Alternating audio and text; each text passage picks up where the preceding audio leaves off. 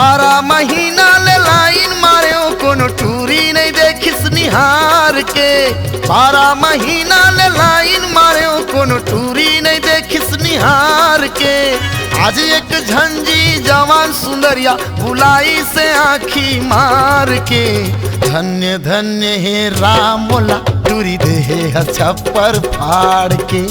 धन्य धन्य हे राम मोला टूरी दे छप्पर फाड़ के।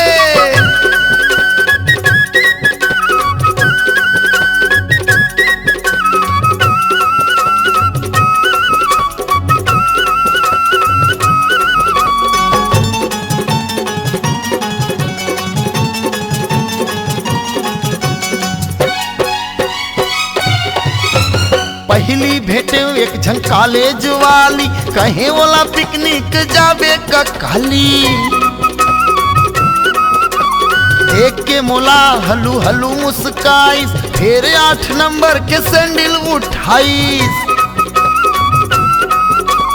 दूसर भेटे एक झन गोरी में डमला छुपा रे संगी ओकर चिकनी बदनला।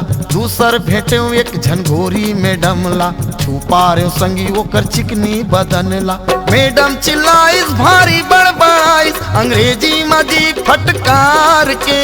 देखो या सब झन हासन लागिन बैठ गए मन मार के।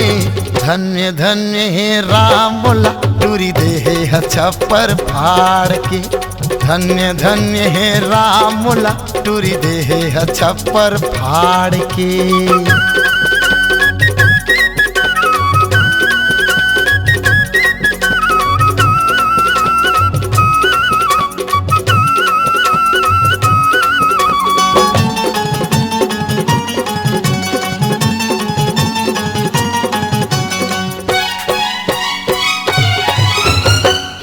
कर संतूरी लागे गुलाब कस बोले त लागे जैसे छलका थे मधुरस।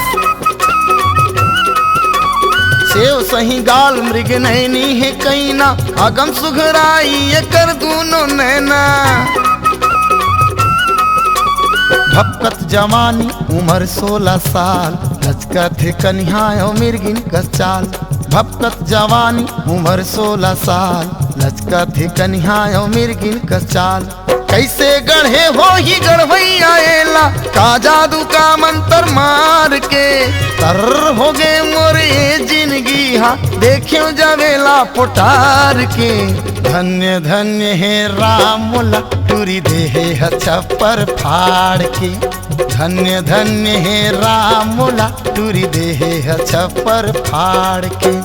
12 महीना ले लाइन मारे कोनो टूरी नहीं देखिस निहार के।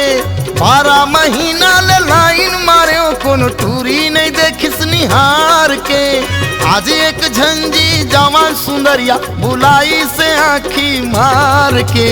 धन्य धन्य हे राम मोला टूरी दे छप्पर फाड़ के। धन्य धन्य हे राम मोला टूरी दे छप्पर फाड़ के।